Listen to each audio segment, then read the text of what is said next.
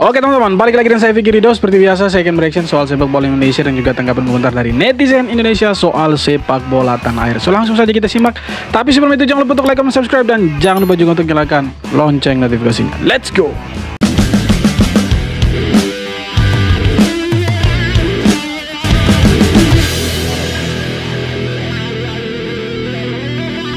Breaking news guys, inilah hasil yang diharapkan di match ke-6 kualifikasi Piala Dunia 2026 ronde ketiga, di mana timnas Indonesia itu berpotensi untuk langsung naik ke posisi 4 guys. Kalau menang, timnas Indonesia itu bisa menang melawan Arab Saudi besok hari Selasa dengan minimal skor 2-1, dan timnas Cina itu wajib kalah dengan timnas Jepang dengan selisih gol yang cukup besar, minimal 5 gol. Kemudian Australia itu wajib imbang melawan Bahrain guys. Maka secara otomatis timnas Indonesia langsung naik 2 peringkat ke peringkat ke-4 jika semua hasil pertandingan match ke-6 hari Selasa besok itu seperti ini guys. Jadi buat kalian yang bertanya-tanya apakah peluang timnas Indonesia itu masih terbuka lebar, jawabannya masih sangat terbuka lebar.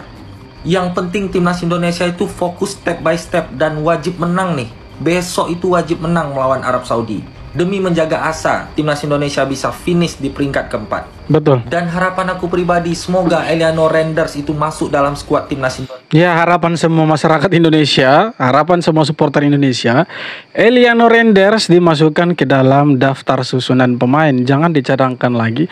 Ya kalau masuk sebagai cadangan masih ada harapan dia untuk bermain gitu. Tapi ini sama sekali dia tidak ada di DSP kan begitu.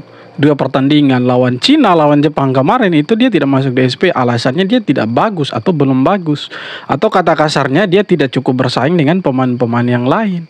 Padahal kita tahu proses naturalisasinya dia dikebut habis-habisan. Sampai prosesnya dia dengan Max Hilgers itu bukan dilakukan di Indonesia tapi di Brussels, di Belgia sana. Nah kenapa dia tidak dimainkan, sedangkan dia itu ya bisa dibilang bermain reguler di FC Zwolle di era divisi. Kenapa untuk timnas dia tidak dipakai sama sekali? Ya kalau tidak dipakai mending jangan dipanggil, biarkan saja dia di Belanda kan, iya kan? Ini sudah dipanggil jauh-jauh dari Belanda sampai di sini, ya justru malah dicoret kan, kesian gitu. Kita lihat dia punya muka mungkin kecewa, tapi ya mau bagaimana lagi, dia harus profesional. Dan semoga besok lawan Arab Saudi ya kita bisa menang, karena harapannya sekarang harus menang lawan Arab Saudi. Ya kita bergantung juga dengan pertandingan-pertandingan lain seperti ya, Bahrain lawan Australia harus menang atau setidaknya imbang. Tapi kalau kita lihat Australia lawan Bahrain, saya pikir Australia akan menang. Kalau Australia menang ya bersyukur di Indonesia. Nah Indonesia harus bisa kasih kalah Arab Saudi. Kalau Indonesia tidak bisa kasih kalah Arab Saudi besok malam, ya pupus sudah. Jangan berharap Indonesia akan lolos langsung. Untuk lolos ke babak playoff saja, kalau tidak sanggup kasih kalah Arab Saudi, agak susah. Indonesia ya pasti akan gugur di ronde ketiga ini teman-teman. Senyum Eliano Rangers sudah kembali, siap menatap laga melawan Arab Saudi. Setelah trending topik dan viral, dukungan dan support besar-besaran mengalir deras dari supporter Indonesia untuk seorang Eliano Rangers. Bahkan, Eliano Rangers juga mendapatkan banyak hadiah dari para supporter Indonesia hingga membuat Eliano tersentuh dan kembali tersenyum. Tak sampai di situ, para pemain timnas Indonesia terlihat lebih bersahabat dan care kepada seorang Eliano Rangers. Dukungan besar dari semua pihak membuat Eliano kembali bersemangat. Hal itu terlihat dari postingan terbaru Eliano Rangers di akun Instagram pribadinya dengan caption emot semangat dan bendera Indonesia. Dalam fotonya, Eliano juga memposting foto tersenyum lepas, memberitahu kepada semuanya jika dirinya sudah baik-baik. Ya, semoga baik-baik saja, bukan hanya di depan layar, depan kaca. Semoga benar-benar bisa diturunkan atau ya setidaknya masuk dalam DSP besok. Karena ya wajib dicoba, patut dicoba. Ya kalau misalkan dia itu dinaturalisasi karena kemauan STY, kenapa dia tidak dimainkan? Ya mungkin dia hanya bermain sekitar 15 menit waktu lawan Bahrain waktu itu yang kita imbang di Bahrain, ya, itu hanya 15 menit. Sedangkan lawan Cina, lawan Jepang dia tidak diturunkan sama sekali. Padahal dia ini rekomendasi dari STY, karena setahu saya kalau pemain mau dinaturalisasi oleh PSSI itu kan minta rekomendasi dari pelatih. Nah kenapa STY harus rekomendasi dia kalau dia tidak diturunkan di dalam skuad, tidak masuk dalam DSP? Aneh juga. Bentar. Ini bener-bener bulan ini complicated sekali ya. Keluar statement kalau misalnya Bapak Ketum PSSI Erick Thohir itu siap mundur dari Ketua Umum PSSI, boy. Hal ini merupakan statement yang beliau keluarkan karena rentetan performa buruk timnas kita. Pantes aja tadi gue bahas soal Sintayong. Ada yang ngomong kalau misalnya mendingan kehilangan Sintayong daripada kehilangan Erick Thohir. Gue bingung lah, kok harus jadi pilihan gitu. Gue gak mau kehilangan keduanya. Yang kita semua harus tahu adalah PSSI itu gak pernah ikut campur masalah line up ya, dan juga taktikal. Jadi semuanya diserahin aja ke El rotasi ya, Sintayong. Ya menurut gue sangat diwajarkan ya. Kalau misalnya PSSI melalui Pak Arya Sinulinga harus memberikan warning tegas kepada Sintayong. Tolong jangan bertingkah Sintayong. Dan Pak Ketum pun udah mengultimatum kepada para pemain, pelatih dan juga staff. Dan beliau bilang kalau misalnya nggak percaya dalam program saya, lebih baik saya mundur. Jangan gitu Pak Ketum, sabar. Aduh, ini kenapa jadi begini ya? Perasaan... Ya kalau Erick Thohir mundur, saya pikir ya siapa lagi yang mengganti dia? Mungkin sepak bola kita tidak akan sebagus sekarang lagi begitu. Nah STY ini sudah dikasih semuanya. Pemain yang diminta segala macam direkomendasi sudah dikasih. Tapi dari rentetan hasil yang kita dapat sekarang, oke, mungkin di round 3 ini kita belum pernah menang sekalipun dan 3 kali imbang. Kita dapat 3 poin dari 5 pertandingan. Kita cuma dapat 3 poin yang seharusnya kita di Bahrain dapat 3 poin, tapi kita lupakan itu. Dan di Cina harusnya kita tidak dapat poin, tapi kita harus kehilangan poin di sana. Nah, dari rentetan hasil buruk itu kan ada dievaluasi. Si STY kan dievaluasi sama PSSI. Nah muncul lagi bahwa STY tidak kasih masuk Eliano ke dalam skuad. Nah, bisa saja itu yang membuat PSSI bertanya-tanya. Bahkan PSSI bilang, melalui Pak Arya Sinulinga bilang, PSSI saja bingung kenapa Eliano tidak masuk ke dalam daftar DSP gitu, daftar susunan pemain. Mereka saja bingung, apalagi kita. Kita ini kan supporter, apalagi kita hanya nonton dari rumah. Kita juga bingung loh kenapa Eliano tidak dimainkan atau tidak dimasukkan ke dalam DSP. Padahal dia rekomendasinya STY loh. Bukan asal dinaturalisasi saja dia itu. Saudi ini pada saat ketemu kita di babak pertama itu kita obok-obok. Iya betul. Pemain ini kayaknya nggak paham sistem yang diterapkan oleh Mancini, atau nggak berjalan, atau nggak biasa, atau nggak mau, gue nggak tahu. Pokoknya nggak berjalan. Tapi di babak kedua kita keteteran. Itu lebih karena stamina kita menurun atau strategi bertahan di babak sendiri, sehingga kasih Saudi untuk ruang untuk membangun serangan. Feeling gue itu lebih ke strategi. Nah, sekarang Mancini nggak ada. Kita akan lihat Saudi yang menurut gue lebih pragmatis. Ini masalahnya dia pelatih yang sekarang itu yang pernah kasih kalah Argentina kemarin di Piala Dunia. Ya kita lihat kemarin mereka lawan Australia juga, mereka main bagus, hampir menang. Cuma ya, tahu sendiri lah, itu golnya Arab Saudi itu dianulir sama VAR teman-teman. Jadi ini Indonesia besok lawan Arab Saudi wajib harus waspada. Harus fokus dan jangan sampai lengah. Ya kalau kita model bermainnya waktu lawan Jepang, mungkin di 15 menit pertama kita efektif. Tapi kalau itu diteruskan maka ya kita lihat hasilnya akan buruk. Nah semoga besok Indonesia bisa main lepas, lupakan kekalahan dari Jepang. Karena apa? Kita lawan Arab Saudi juga tidak kaleng-kaleng.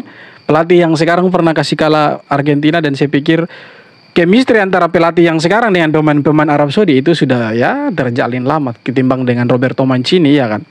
Semenjak Roberto Mancini itu diganti, permainan Arab Saudi kembali ke jalurnya. Jadi itu yang harus diwaspadai sama STY dan pemain-pemain timnas besok. Jadi bukan passing-passing aja, akan banyak dribbling, crossing. Gue rasa kali ini dari sisi permainan harusnya kita nggak kalah. Iya betul. Oke, harusnya kita nggak kalah. Bahkan kalau gue bilang kita mungkin akan bisa pegang bola daripada mereka. Cuma sekali lagi pemain belakang itu tergantung Sintayong meninggalkan 2 pemain atau 3 pemain. Kalau gue bilang tetap meninggalkan 3 pemain, atau sekali-sekali kalau kita ketinggalan kita build up bisa hanya 2 pemain, dalam arti mengambil risiko di belakang. Tapi kalau kita unggul atau seri nggak perlu ambil risiko seperti itu, tetap 3 di belakang. Jadi untuk gue peluang kita harus menang. Nah, pemain ini harus masuk lapangan dengan kita harus menang. Iya betul. Selisih 2 poin ketemu Bahrain, Saudi, Cina, ini harus sapu bersih, definitely harus menang. Kalau kalah lawan Jepang, lawan Saudi, gue nggak seoptimis dulu lagi. Apalagi kita sudah kalah lawan Jepang dan harus menang lawan Arab Saudi. Nah, sebenarnya kalau Indonesia pakai strategi waktu lawan Bahrain, saya pikir itu terlalu bagus sekali. Kenapa terlalu bagus? Karena waktu kita ketinggalan 1-0, turun minum permainan di babak kedua, Tom Haye masuk, itu kita punya bermain gila. Kita yang kuasai pertandingan. Ketika kita kehilangan bola itu pressingnya cepat. Ketika lawan baru masuk ke setengah lapangan kita, itu langsung ditutup, di pressing habis-habisan. Nah, coba pertandingan besok lawan Arab Saudi pakai strategi waktu lawan Bahrain. Karena ya tipikal permainan negara-negara Arab hampir sama, walaupun pelatihnya berbeda-beda. Tapi tipikal permainan mereka itu sama. Coba pakai strategi waktu lawan Bahrain. Waktu itu kan kita sempat unggul. Sebenarnya itu sudah menang. Cuma kan kita harus lupakan itu. Nah, strateginya kalau dipakai seperti waktu lawan Bahrain, tidak menutup kemungkinan kita bisa kasih kalah Arab Saudi. Tapi kalau kita mau main bertahan, parkir bus di belakang, atau kita mengharapkan counter attack, susah. Karena mau tidak mau, suka tidak suka, kemenangan lawan Arab Saudi itu jadi salah satu yang sangat berharga. Harga mati lawan Arab Saudi. Tidak bisa tawar-menawar, tidak bisa tawar-menawar lawan Arab Saudi kalau kita itu harus kalah, harus imbang. Ya, harus menang. Tidak ada istilah harus kalah, harus imbang. Wajib menang lawan Arab Saudi. Lawan Cina, lawan Bahrain apalagi. Itu harus menang kalau mau lolos ke babak playoff. Itu saja kuncinya. Indonesia tak turunkan naturalisasi di AFF. Mantan pemain timnas ini bilang, gimana mau lolos Piala kalau AFF saja tak juara. Kritikan tersebut datang dari mantan pemain timnas Greg Nokolo. Dia tak puas dengan STI yang hanya menurunkan pemain U22 di Piala AFF. Ia juga heran gimana bisa skuad Garuda targetkan lolos Piala Dunia jika juara AFF saja tak pernah.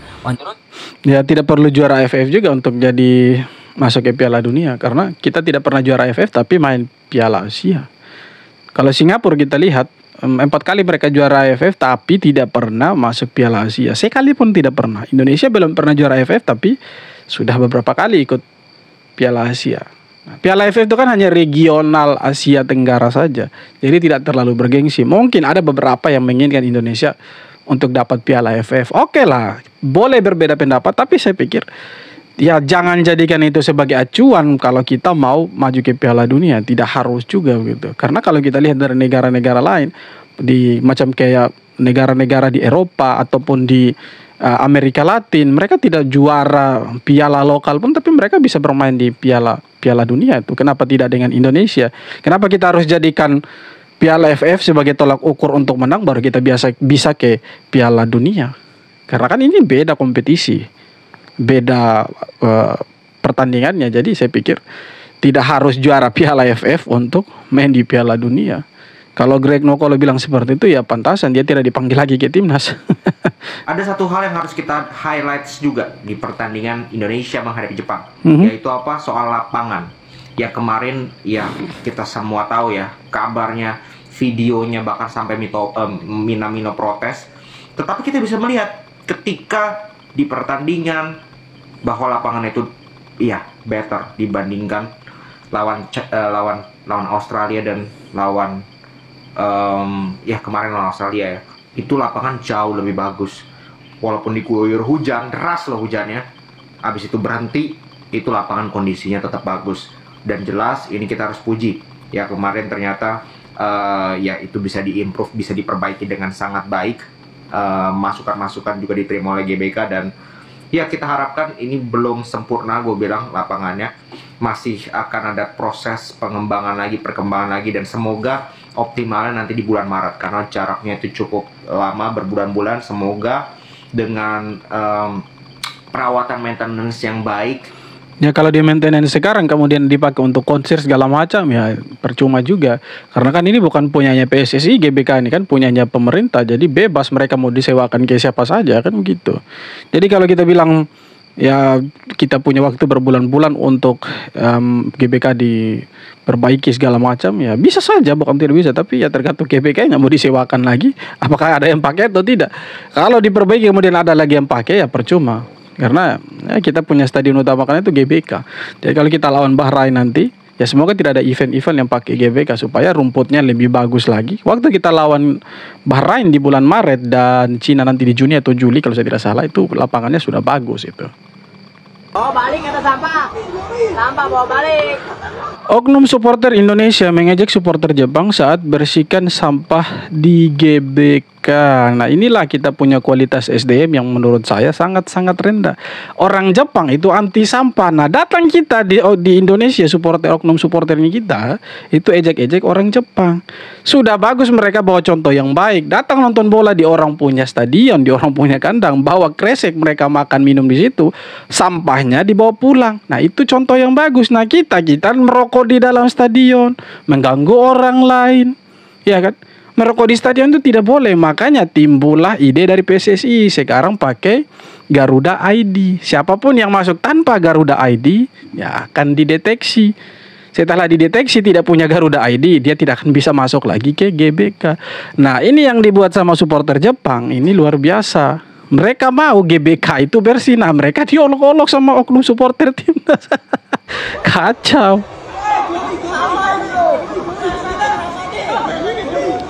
Apa salahnya dibantu toh? Itu masyarakat Jepang ini, supporter Jepang ini bagus ini. Mereka mau kasih bersih itu stadion dari mereka punya sampah. Ya setidaknya supporter kita bantulah bersihkan mereka punya sampah-sampah yang mereka makan di situ, daripada tunggu cleaning service-nya datang. Mending inisiatif sendiri kasih bersih. Begitu sebenarnya, itu baru keren. Oke teman-teman, jadi itu dia beberapa video tanggapan dan komentar dari netizen soal sepak bola kita yang dalam beberapa hari terakhir ini ramai sekali. Eliano tidak dimainkan dan itu ya dia dapat dukungan dari netizen, dari supporter. Banyak sekali dukungan yang datang untuk dia dan harga mati untuk Indonesia menang lawan Arab Saudi. Tidak ada tawar-menawar. Kalau kalah lagi ya kita juga bingung apakah STY in atau tetap STY stay in atau out. Ya kita bingung juga karena dia juga pegang Piala AFF senior, nanti dia pakai U22.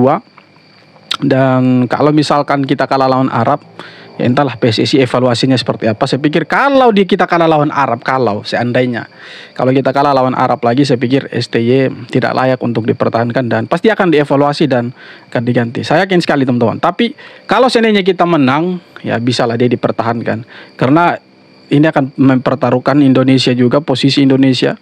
Karena sekarang targetnya itu lolos ke putaran berikutnya, putaran keempat, round keempat. Kalau kita tidak sampai dapat targetnya itu tidak terkejar, ya mau tidak mau, suka tidak suka, kita harus kehilangan STY gitu. Dan saya pikir lebih baik kehilangan STY daripada Erick Thohir. Karena Erick Thohir ini bawa sepak bola Indonesia lebih maju daripada sebelum-sebelumnya. Karena sekarang euforia penonton, animo masyarakat untuk sepak bola Indonesia lebih tinggi. Jadi semoga besok Indonesia lawan Arab Saudi bisa menang. Dan kabar baiknya Kevin Dick sudah bisa bermain juga. Dan ya kita punya striker yang belum bagus. Karena kita sebetulnya butuh striker teman-teman. Dan oleh Romeni sepertinya itu bisa tersedia sekitar bulan Maret. Atau ya nanti pertandingan berikutnya lah.